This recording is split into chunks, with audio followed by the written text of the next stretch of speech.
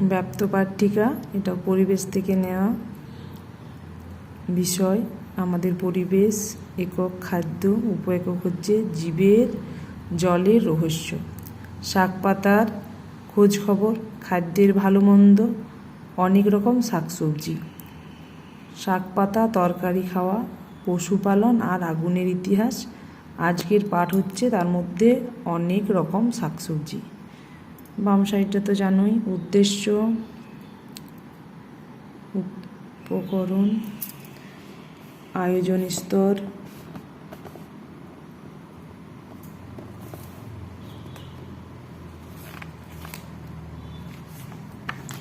উপস্থাপন স্তর,